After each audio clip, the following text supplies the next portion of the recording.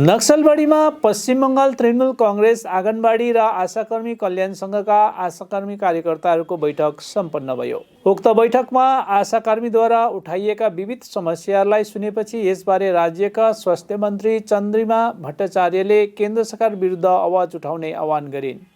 आजको बैठकमा सिलगढी महकुमा परिषदका अध्यक्ष अरुण घोष, सिलगढी नगर निगमका डिप्टी मेयर रञ्जन सरकार, दार्जिलिङ जिल्ला तृणमूल कांग्रेसका अध्यक्ष पापिया घोष लगायत अन्य नेताहरू उपस्थित थिए।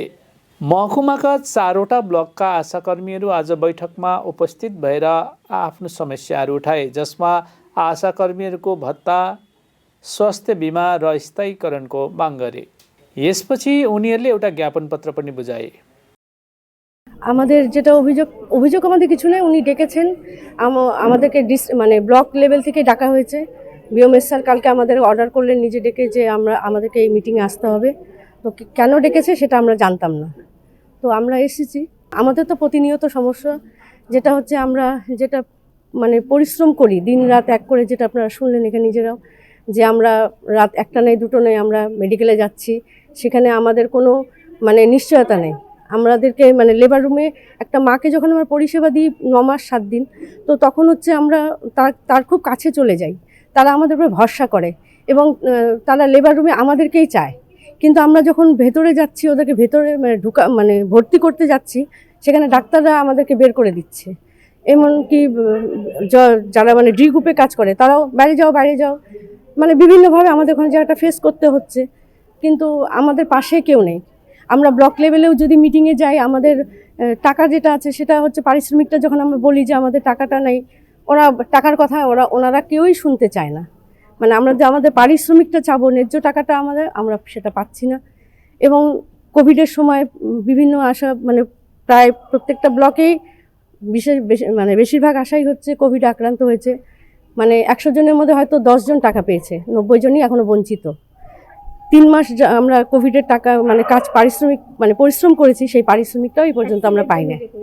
আমরা পরিযায়ী শ্রমিকের পেছনে সার্ভে করছি, তারপরে ভ্যাকসিনেশন করেছি, সেই সময় লকডাউন, গাড়ি নেই, আমরা পায়ে হেঁটেও অনেক দূর আমাদের হেঁটে যেতে হতো ভ্যাকসিনেশন করার জন্য। তো সেই সময় যে পরিশ্রমটা করেছি সেই টাকাটাও আমাদেরকে বলা হয়েছিল আমাদের পার ডে ডিউটি পারপাসে আমাদের 100 টাকা করে দেওয়া হবে, সেই টাকাটাও আমাদের দেয়নি এই পর্যন্ত। এরকমভাবে তারপরে আমাদের এনসিডি এখন হচ্ছে প্রায় 3 বছর হয়ে গেল। 1 বছর যাবৎ আমাদের এখনও টাকা হচ্ছে বকেয়া পড়ে আছে, আমরা এখনও সেই টাকাটা পাইনি, পিএলআইয়ের টাকা এখনও পাইনি। প্রতিবার আমাদেরকে প্রতি মাস 2 মাস 3 মাস, যেমন এই যে আমাদের অক্টোবরের টাকা আমাদেরকে 3 তারিখে দিল, এখনও আমাদের নভেম্বর ডিসেম্বর টাকা এখনও আমাদের বকেয়া পড়ে আছে। প্রত্যেকবার আমাদেরকে ডেপুটেশন দিতে হয়, তারপরে আমরা টাকাটা পাই। তাহলে কি আমরা এটাই মনে করব যে আমাদের ডেপুটেশন দিয়ে আমাদের পারিশ্রমিক আমাদেরকে আদায় করতে হবে? প্রজেক্ট আমরা কেন্দ্র সরকারের, এটা আমরা জানি এটা কেন্দ্র সরকারের প্রজেক্ট। আমাদের দুটো খাতে টাকা আসে, একটা হচ্ছে সেন্ট্রাল, একটা হচ্ছে স্টেট। তো আমরা এখন মানে সেন্ট্রালে তো সরাসরি সেন্ট্রালে পৌঁছাতে পারবো না, কারণ মারফতে আমাদেরকে পৌঁছাতে হবে। আমাদের নিজস্ব একটা মানে পশ্চিমবঙ্গ আশা ইউনিয়ন একটা আছে আমাদের, যে ইউনিয়নের নিয়েই আমরা ইউনিয়নকে সাথে নিয়েই আমরা ডেপুটেশনগুলো দিই, সেই দাদা দিদিরাই আমাদেরকে হেল্প করে। কিন্তু এটা হচ্ছে কোনো আমাদের পার্টির না, কিন্তু এটা আমাদের সম্পূর্ণ নিজস্ব আশা ইউনিয়ন। আমরা এর আগেও 1 বছর আগে দিল্লি যাওয়া হয়েছিল, আগামীতেও আমরা দিল্লিতে যাওয়ার একটা পরিকল্পনা নিচ্ছি। হ্যাঁ, দিল্লিতে গিয়ে দেখি যদি পারি, বাজেটের আগে আমরা যাওয়ার একটা পরিকল্পনা নিচ্ছি। আমরা সরাসরি দিল্লিতে গিয়ে আমরা আমাদের ডেপুটেশনটা ওনাকে জানাবো। সম্পাদাम, माटीगाडा ब्लक। यसबारेमा चन्द्रिमा भट्टाचार्यले भनिन्, आशाकर्मीहरूसँग विभिन्न विषयमा आज छलफल गरियो। केन्द्र सरकार विरुद्ध आवाज उठाएर आफ्नो अधिकारहरू प्राप्त गर्नुपर्ने आशाकर्मीहरूलाई सल्लाह दिएको छु। একটা কর্মী সভা আমরা করেছি, এটা একটা অ্যাসোসিয়েশন আমাদের মাননীয় নেত্রী আমাদের তৈরি করে দিয়েছিলেন, সেটা অঙ্গনবাড়ি এবং আশাকর্মী অ্যাসোসিয়েশন, যার আশাকর্মী শাখার আজকে এখানে মহকুমা ভিত্তিক একটা কর্মী সভা এটা করলাম মহকুমা 4টে ব্লককে নিয়ে। তো আশাকর্মীরা এসছেন, আপনারা শুনলেন, তারা তাদের কথা বলেছেন, আমরাও আমাদের কথা বললাম। এটা তো গর্জে উঠতে হবে, কারণ প্রজেক্টটা তো কেন্দ্রের।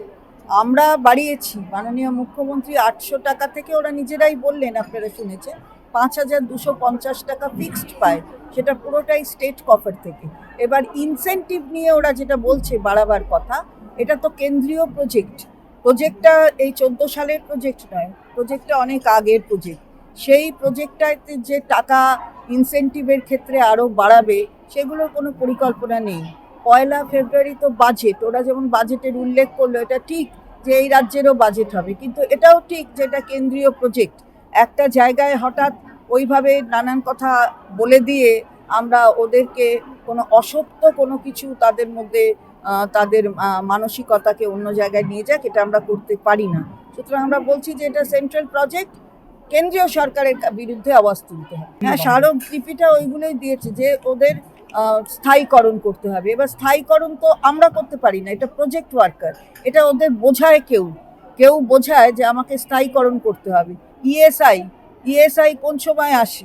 ইএসআইও তো সেটাও সেন্ট্রাল গভর্নমেন্টের, এটা বাংলার এমনি হয়ে যাবে তা নয়।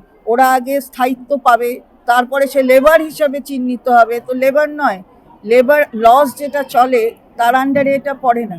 সুতরাং একে যদি লেবার বলতে হয় তাহলে সেলফ হেল্প গ্রুপও লেবার, তাহলে ওটা ওরম হয় না, এটা কেউ বোঝায় না, এটা হচ্ছে কথা। সুতরাং এটা ঠিকই যে ওরা যেগুলো দাবি করছে সেগুলো অমূলক আমি বলছি না, কিন্তু ওদেরও বুঝতে হবে যে এটা কার বিরুদ্ধে আওয়াজটা তুলতে হবে।